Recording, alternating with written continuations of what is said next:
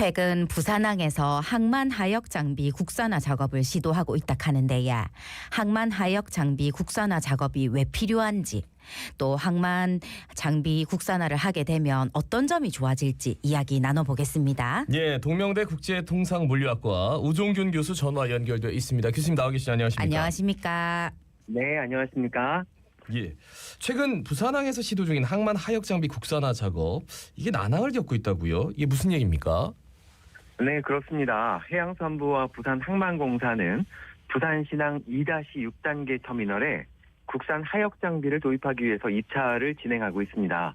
그런데 장비 도입을 위한 첫 번째 입찰이 유찰된 데 이어서 최근 제2차 입찰도 유찰되면서 부산신항 제2-6단계 터미널에 국산 하역 장비 도입에 제동이 걸린 상황입니다. 예, 국산 항만 하역 장비 입찰이 무산된 게 이번이 몇 번째입니까? 네, 말씀드린 것처럼 무산된 입찰에서는 2회입니다. 예. 그러나 1차 입찰에서 본입찰과 재입찰이 모두 무산되었고 이번에 2차 입찰도 본입찰과 재입찰이 모두 무산되었으니까 실제 유찰된 총횟수는 4번이라고 말씀드릴 수 있습니다. 이번에 부산신항 2-6단계 터미널에 공급되어야 할 장비는 컨테이너 크레인 6기와 트랜스퍼 크레인 34기입니다. 그래서 부산항만공사는 제1차 입찰에서 2,793억 원, 그리고 2차 입찰에서는 3,127원을 총 사업비로 제시한 바 있습니다. 그러니까 사업자 찾기가 난항을 겪는 이유가 뭘까요? 네, 이렇게 난항을 겪는 이유는 결국 수지 타산이 맞지 않기 때문입니다. 업체들에 따르면 최근 높은 인건비, 자재비 상승으로 예산에 맞추어서 장비를 공급하기가 어렵다는 겁니다. 또한 우리나라 시장 규모가 작다 보니 우리 업체들이 규모의 경제를 이루지 못해서 생산비 또 공급 가격이 국제 가격 기준보다 높을 수밖에 없다라는 점도 굉장히 중요한 이유 중에 하나입니다. 사실 지난 10년 동안 중국 항만 장비 제조업체들은 저가 공세를 계속해서 해왔고요. 네네. 시장 점유율을 확대하면서 기술 수준도 크게 향상시켰습니다. 이를 통해서 이제 그들은 생산 단가를 크게 낮추면서 글로벌 시장 가격을 낮은 수준에서 유지하고 있는데요.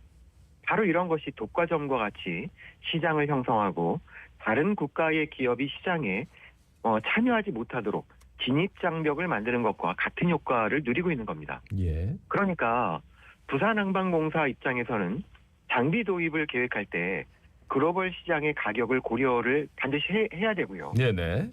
아직 가격 경쟁력을 갖추지 못한 우리 기업들은 중국 기업과 같은 수준의 가격으로 장비를 공급하기 어려운 겁니다. 예. 그러면 항만 하역 장비 국산화가 이루어져야 되는 이유가 뭘까요? 네, 그 경제학적 관점에서 보면 같은 네. 품질이라면 저렴한 것을 선택하는 것이 맞습니다. 예. 즉 저렴한 중국 장비를 도입하는 것이 비용을 절약하는 효과적인 방법이겠죠. 예. 하지만 하역 장비의 국산화가 필요한 것은 굉장히 많은 이유가 있습니다. 그 첫 번째 이유는 우리 기술로 스마트 항만을 건설하고 운영해야 하기 때문입니다. 향후 전 세계 주요 항만은 20년 내에 스마트 기술을 적용한 스마트 항만으로 변신할 것으로 예상이 되고 있습니다. 굉장히 빠르게 변신할 것으로 예상이 되고 있는데요. 예. 스마트 항만 관련 시장의 규모는 2023년에 약 2조 5천억 원 규모였는데 예. 10년 뒤인 2032년에는 22조 원 규모로 성장할 아이고. 것으로 전망되고 있습니다. 예. 또한 스마트 컨테이너 시장은 2023년도에 1조 원 규모에서 2030년에는 24조 원 규모로 성장할 전망입니다. 그러니까 네. 앞으로 이제 성장 가능성이 어마어마하기 때문에 이 시장을 결코 놓칠 수가 없는 상황. 그렇다면 당장 비용이 좀 들어가도 국산화를 해야 된다는 말씀이고, 또 다른 이유가 있다고요? 예. 예. 두 번째 이유는 국가 물류 전략 중에 하나인 GTO, 그러니까 글로벌 터미널 운영사의 육성, 그리고 국적선사의 지속적인 경쟁력 향상이 어려울 수 있다라는 겁니다. 국산화를 하지 않으면. 네네. 예. 이 GTO라는 것은 2개 이상의 국가에서 연간 100만 TU 이상을 처리하는 다국적 터미널 운영사를 의미하는데요. 우리 부산시장에서도 터미널을 운영하고 있는 PSA나 DP월드, 허치슨 포트 이런 기업들이 바로 대표적인 GTO입니다.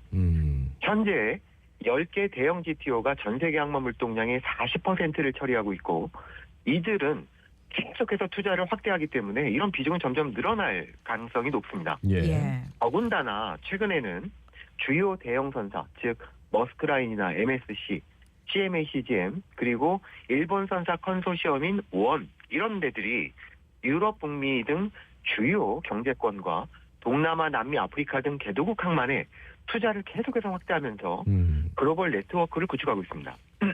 예. 그 이유는 전체 운영 비용을 최소화하고 수익 구조를 다변화하면서 경쟁 우위를 강화하는 겁니다.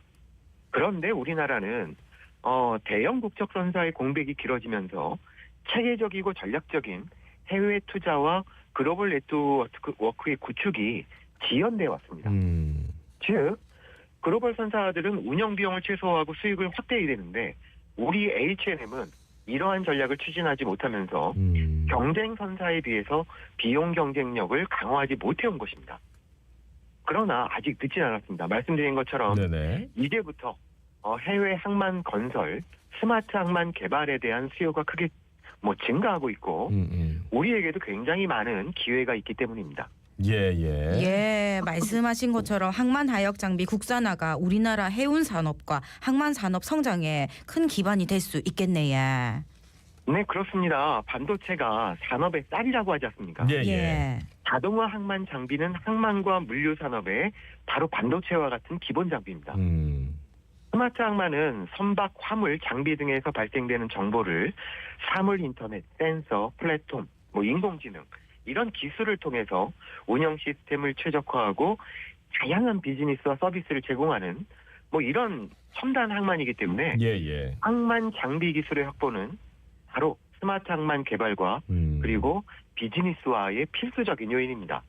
정부 차원에서도 그런 여러 가지 장점 그리고 앞으로의 가능성을 보면서 적극적으로 좀 장비 국산화를 지원하고 있다는데 좀 어떻게 지원이 되고 있습니까? 네, 그렇습니다. 해양수산부는 이미 스마트 항만 기술 산업 육성 및 시장 확대라는 전략을 발표를 했고요. 또 해운 재건 5개년 계획을 발표를 했습니다. 이 두 개 계획에는 우리나라 항만을 스마트 항만으로 개발하는 계획은 당연히 포함이 되어 있고요. 항만 장비, 운영 시스템 등 핵심 기술의 개발, 그리고 생산 사업화, 금융 지원, 시장 확대 등을 위한 정책들이 포함이 되어 있습니다. 뿐만 아니라 해양진흥공사는 법을 개정해서 공사가 해운산업 선사는 물론이고 항만과 물류산업 그리고 글로벌 네트워크 확대까지 투자할 수 있는 제도를 도입했습니다. 정부는 적극적인 정책과 제도 마련을 통해서 국적선사, H&M의 육성은 물론 GTO 육성 그리고 스마트 항만의 발전에도 크게 기여할 수 있을 것으로 기대가 되고 있습니다. 예, 관련해서 마지막 말씀 부탁드리겠습니다. 네, 항만하역 장비의 국산화 그리고 관련 기업의 경쟁력 확보는 우리 부산항은 물론 미래 우리나라 해운산업과 물류산업의 성장을 위한 필수 조건입니다. 그래서 이번 부산신항 2-6단계 터미널의 국산 하역 장비 도입이 넓고 긴 관점에서 안정적으로 해결되기를 정말 기대합니다. 그런데 이제 국산화를 해야 되는 그 기업들이 수지 타산이 맞지 않아 가지고 입찰을 못 한다는 게 그 접점을 만든다는 게 좀 아직까지 좀 요원한 것 같아 가지고 아쉽습니다. 말씀 잘 들었습니다. 고맙습니다. 감사합니다. 네, 감사합니다. 지금까지 동명대 국제통상물리학과 우종균 교수였습니다.